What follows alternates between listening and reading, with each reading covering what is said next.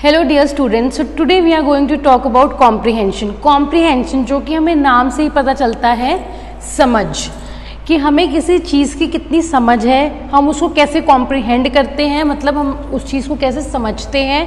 ठीक है, तो आज हम उसके बारे में बात करेंगे। See students, comprehension is a topic which is very common in almost all the classes, चाहे आप वो जूनियर क्लासेस ले लो या सीनियर क्लासेस ले लो। उसके बाद भी जो आपके कॉम्पिटिटिव एग्जाम्स होते हैं, कॉम्पिटिटिव एग्जाम से मेरा मतलब है फॉर एग्जाम्पल आप यूपीएससी क्रैक करना चाह रहे हो, सपोज करो, तो यूपीएससी में भी एटलीस्ट 60 मार्क्स का जो है आपका कॉम्प्रिहेंशन रहता है। अगर आपको पता हो तो, अगर आप मार्किंग स्कीम चेक करोगे, इससे हमें ये पता चलता है कि जो कॉम्प्रिहेंशन है उसको उसकी कितनी वैल्यू है हमारी लाइफ में, और उसको हम एक साइड टॉपिक लेके मानते हैं कि अरे कॉम्प्रिहेंशन है ये तो हम ऐसे ही कर लेंगे। लेकिन today I am going to tell you about the tricks how you can solve the comprehension easily in less time. कम समय में हम कैसे उसको सॉल्व कर सकते हैं। तो before that students, I want to tell you that comprehension it's a noun. ठीक है, it's a noun, whereas comprehend करना, इसका मतलब क्या है? कॉम्प्रिहेंड करने का मतलब है समझना, that is a verb. Alright, so the examiner wants to see, जो एग्जामिनर है वो देखना चाहता है, वो चेक करना चाहता है कि जो हमारी समझ है किसी चीज़ के लिए वो कितनी है, हम किसी चीज़ को कितना समझते हैं और किस तरीके से समझते हैं। So also we can call it as wisdom, कि हमें उस चीज़ का कितनी समझ है। तो आई होप आपको अब तक कॉम्प्रिहेंशन का मीनिंग समझ आ गया होगा कि हम बेसिकली कॉम्प्रिहेंशन से हम क्या समझते हैं। ये अपने आप में एक वर्ड है समझ, तो समझना मतलब समझ को कैसे समझते हैं। सो बेसिकली जो पॉइंट्स मैं आप लोगों को आज बताने वाली हूँ, आपको ध्यान से सुनना है, बिकॉज उसके बाद मुझे नहीं लगता कि आपको कॉम्प्रिहेंशन को सॉल्व करने में किसी भी तरीके की कोई भी प्रॉब्लम आएगी। ठीक है, तो सबसे पहले जो मैं पॉइंट आपको बताऊंगी वो आपको अच्छे से याद रखना है, सो दैट आपको फ्यूचर में किसी भी तरीके की कॉम्प्रिहेंशन को सॉल्व करते हुए प्रॉब्लम ना आए। See students, it is common, again I am telling you, चाहे आप 3rd क्लास में हो, 4th में हो, 5th में हो, 6th, 7th, 8th, 9th, B it any class, this is a common topic. ठीक है, आप अगर 9th में हो, 10th में हो, 11th, 12th में हो, 9th to 12th में आप देखोगे सेक्शन ए जो हमारा होता है रीडिंग सेक्शन, उसके अंदर 20 मार्क्स के जो सिर्फ और सिर्फ अनसीन पैसेज ही आते हैं। और आपको पता होगा कि वो भी कौन कौन से होते हैं, एक होता है फैक्चुअल और एक होता है डिस्कर्सिव। इनमें सिर्फ यही डिफरेंस होता है कि ये थोड़ा सा एम्बिगुअस, मतलब ये थोड़ा सा इसमें आपको रिलेशन नहीं मिलेगा कि फर्स्ट और सेकंड पैराग्राफ में इतना कोई खास रिलेशन नहीं होता। ये बहुत ही डिफरेंट टाइप ऑफ पैसेज होता है, मतलब फैला हुआ पैसेज, कोई इसमें स्पेसिफिक आपकी रिलेशन नहीं होगी एक की दूसरे से। फैक्चुअल में बेस्ड ऑन द फैक्ट्स, ये मतलब आपको मोर स्पेसिफिक लगेगा एज कंपेयर टू डिस्कर्सिव। ये दोनों पैसेज ही जो हैं हमारे 9th to 12th board exams में भी, बोर्ड एग्जाम में भी आते हैं। और इनफैक्ट इसमें मोस्टली बच्चे it because of this marks भी डिडक्ट होते हैं, क्योंकि इसमें बहुत सारे क्वेश्चंस ऐसे होते हैं जो थोड़ा सा डिफिकल्ट हो जाता है हमें उसको सॉल्व करना। तो वो भी हम लोग डिस्कस करेंगे कि हम उन क्वेश्चंस को कैसे सॉल्व कर सकते हैं। सबसे पहला स्टेप है कि हमें जब हम कॉम्प्रिहेंशन की बात करते हैं तो there are some steps to follow, हमें कुछ स्टेप्स की बात करनी है। वो क्या स्टेप्स हैं? सबसे फर्स्ट स्टेप है रीड द पैसेज केयरफुली। अब आप बोलोगे ma'am read the passage carefully, no, दोबारा से समझो, पैसेज को नहीं पढ़ना आपको पढ़ना है क्वेश्चन को। जो आपको क्वेश्चन दे रखा है उसको आपने अच्छे से पढ़ना है। अब आप बोलोगे ma'am what about the passage, देखो this is the biggest mistake that we commit while solving this passage. हमें कभी भी, because see when we read a passage, एक पेज का तो पूरा पैसेज होता ही है यूजुअली, तो जब वो पैसेज है उसको हमें पढ़ते पढ़ते ही हाफ एन आवर तो ऐसे ही लग जाएगा या 15 minute, depend on your reading capacity कि आप एक चीज़ को कितनी जल्दी पढ़ते हो। उसके लिए आपको अपनी रीडिंग कैपेसिटी को इंक्रीज करना होगा। अब आप बोलोगे मैम वो कैसे करें, ये आप ऐसे कर सकते हो, डेवलप करो रीडिंग हैबिट, जितना हो सके रीड रीड रीड रीड, जितना पॉसिबल है रीडिंग हैबिट बढ़ाओ, फटाफट रीड करने की कोशिश करो फटाफट के, उससे आपको ये हो जाएगा कि आपकी रीडिंग स्पीड बढ़ जाएगी। लेकिन जब हम कॉम्प्रिहेंशन की बात करते हैं तो आपको पैसेज तो पढ़ना ही नहीं है, आपको सीधा डायरेक्ट आना है कहाँ पे, क्वेश्चन पे, कि क्वेश्चन क्या दे रखा है, सो दैट आपको जब हम उसको सॉल्व करने बैठेंगे तो आपका टाइम बचेगा। अब आपको कहोगे मैम कि क्वेश्चन पढ़ के सीधा हम पैसेज पे कैसे जाए, वो मैं आपको एक एग्जांपल के हेल्प से बताऊंगी। लेकिन आपको ये स्टेप याद रखना है कि आपको कभी भी पैसेज नहीं पढ़ना है, you just have to start reading the question, सीधा ही उस पे आ जाओ आप क्वेश्चन पे, ठीक है। नेक्स्ट आपका जो पॉइंट है, इंग्लिश टू इंग्लिश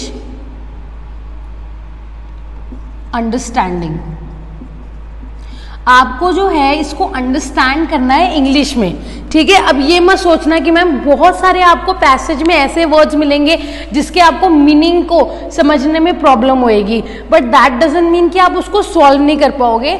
इंग्लिश को आपको इंग्लिश में ही समझने की कोशिश करना है, उसको आपने ये नहीं है कि आप उसको पहले हिंदी में ट्रांसलेट करो, because that will eventually consume a lot of time, आपका बहुत ज़्यादा टाइम उसमें वेस्ट हो जाएगा। ऑलराइट, उसके बाद आपका नेक्स्ट पॉइंट है कि आपको जो आपका पैराग्राफ है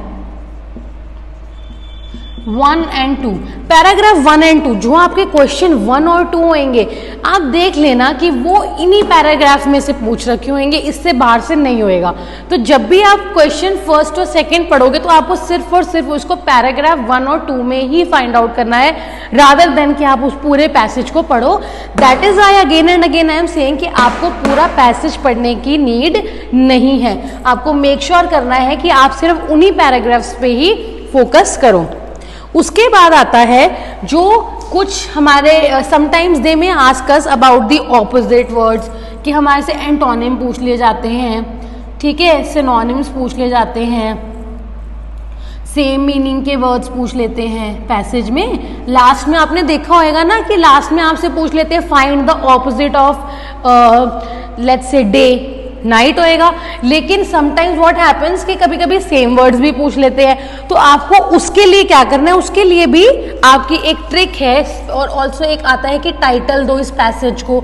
इसका क्या करना है हमें, आपको ये हम तब पढ़ेंगे, हमें सबसे लास्ट में करने हैं, जब हमें पैसेज की एक नॉलेज हो जाएगी, एक हमारी अंडरस्टैंडिंग, हम उसको कॉम्प्रिहेंड कर लेंगे, उसके बाद हमें इस पे फोकस करना है, ना कि सबसे पहले ही अच्छा पहले तो मैं एंटोनिम ढूंढ लेता हूँ या मैं सिनोनिम ढूंढ लेता हूँ या मैं टाइटल ढूंढ लेता हूँ। नो, बिकॉज उससे क्या होएगा, आपका एक तो आप फटाफट से फिर से पैराग्राफ को, यानी कि आप 10 से 12 बार अगर आप कभी ध्यान लगाओगे तो आप 10 to 12 टाइम्स पैसेज को पढ़ लेते हो इस चक्कर में।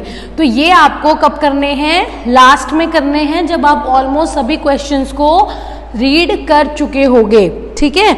उसके बाद जब ये टाइटल की when you will read and solve all the passage you will understand the answers on your own. जब आप पूरा पैसेज सॉल्व कर लोगे तो अपने आप आपको इसके आंसर्स मिल जाएंगे, ठीक है।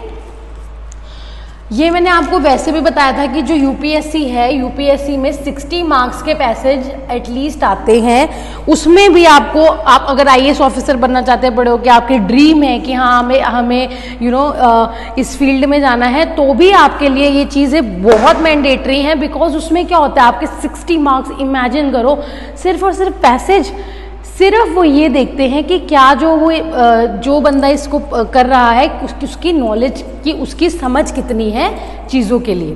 तो इसलिए आपको ये पॉइंट्स को ध्यान में रखना है कि आज नहीं, आपके फ्यूचर में भी आपके काम आएंगे।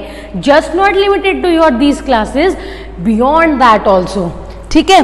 तो ये कुछ पॉइंट्स है जो मेरे को आपको बताने थे कि आपको समझने हैं।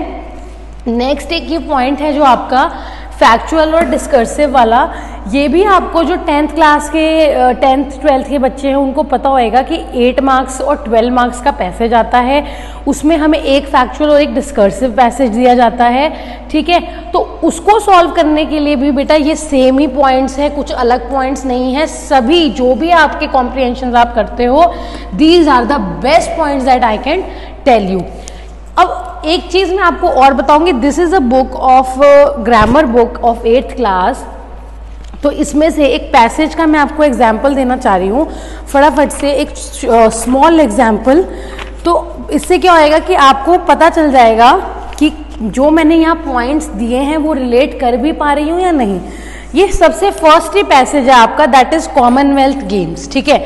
अब ये आप खुद ही देख लो कितना बड़ा पैसेज है, ऑलमोस्ट 1.5 से भी ज़्यादा पेज का पैसेज है। क्या मैं इसको पढ़ूं? नहीं, लेट्स स्टार्ट करते हैं हम इसको सिर्फ क्वेश्चन पढ़ने से।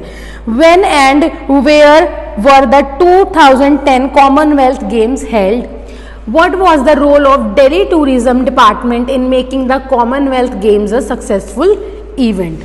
तो मेरे पास यहाँ 2 क्वेश्चन हो गए कॉमनवेल्थ के ऊपर। सबसे पहला क्वेश्चन था कि कब हुए और कहाँ हुए 2010 के कॉमनवेल्थ गेम्स, ठीक है। तो ये क्वेश्चन मेरे पास है। अब मैं फटाफट से, मुझे पता है कि मैंने 2 क्वेश्चन पढ़ लिए, has to be in paragraph 1 and 2। तो आप देखोगे कि सबसे पहले फर्स्ट सेकंड या थर्ड लाइन में मेरे को ये मिल गया कि ये जो है कहाँ पे हुए थे, आपके अक्टूबर में हुए थे, और कहाँ हुए थे? दिल्ली में हुए थे, ठीक है। तो ये मेरे को सेकंड या थर्ड लाइन में मेरा आंसर मिल गया। उसके बाद का मेरा क्वेश्चन था, अब मैं देखो मैं इसको पूरा पढ़ती रादर देन, मैंने फटाफट से इसका 2-3 लाइन्स में ही क्वेश्चन को आंसर फाइंड आउट कर लिया। What was the role of Delhi tourism department in making the Commonwealth Games a successful event? अब दिल्ली टूरिज्म डिपार्टमेंट का क्या रोल था कॉमनवेल्थ गेम्स को एक सक्सेसफुल इवेंट बनाने का, ठीक है। तो अब इसको भी मैं फटाफट से अपने पैराग्राफ 2 में फाइंड आउट करने की कोशिश करूंगी कि जो दिल्ली से रिलेटेड हमें इसमें पूछा गया है कि दिल्ली का क्या सपोर्ट था इसमें, उसने क्या करा। Department successful the unbound support from everyone made the event a memorable one. ये लास्ट फर्स्ट पैराग्राफ के लास्ट लाइन में इसका आंसर दे रखा है, ठीक है।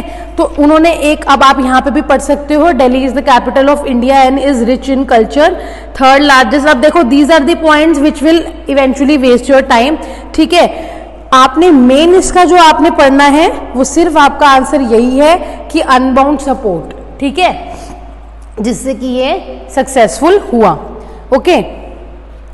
अब इसके बाद नेक्स्ट क्वेश्चन है, right the names of a few places of tourist attraction in Delhi. अब देखो इन्होंने हमसे टूरिस्ट अट्रैक्शन का पूछ लिया सीधा ही, तो हम कहाँ आ जाएंगे? जहां पे भी हमें दिखेगा कि ओल्ड दिल्ली, ये देखिए सेकंड पैराग्राफ में ही आपका है दिल्ली से रिलेटेड कि old Delhi capital of Muslim India between the mid 17th and late 19th centuries with its historic sites, mosques and monuments, and new Delhi जहां पे ब्रिटिश राज था with its imposing government buildings and tree lined avenues. अब इसके अंदर बस आपको ये find out हो गया कि दिल्ली में देखने लायक क्या क्या है। मैंने फिर से rather than reading the whole passage, मैंने सिर्फ और सिर्फ वहां फोकस किया जहां मुझे अपना आंसर ढूंढना था, जहां मुझे कुछ रेलेवेंट वर्ड्स मिल रहे थे, रेलेवेंट पॉइंट्स मिल रहे थे रिलेटेड टू माय क्वेश्चन, ठीक है। How can you say that Delhi was all prepared for Commonwealth games which were held in 2010? सो अब हमें फिर से इसको पढ़ने की जरूरत पड़ेगी कि जो दिल्ली है उसमें क्या वो प्रिपेयर था? यस वो प्रिपेयर था।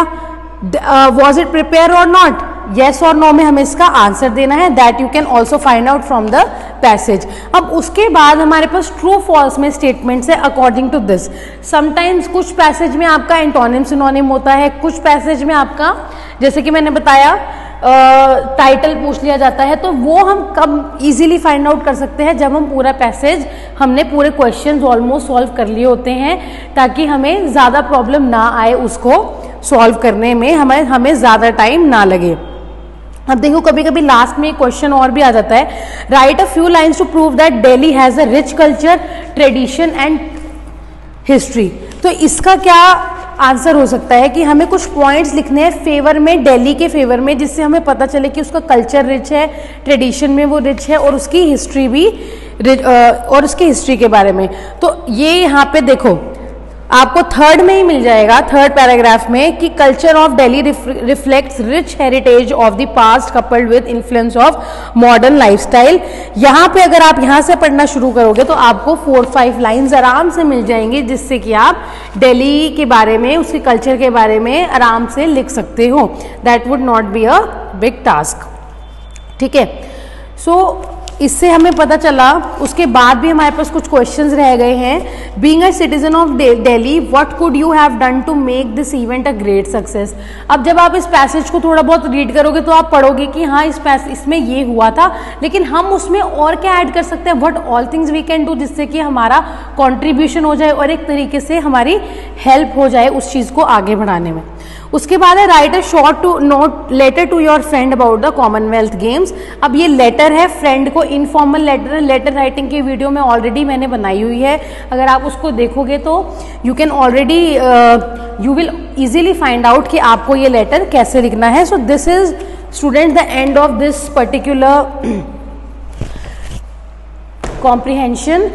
सो आई होप आपको ये टॉपिक समझ में आ गया होगा। Thank you so much for watching my video. ऐसे और वीडियोज़ को के लिए you can subscribe our YouTube channel. Thank you so much.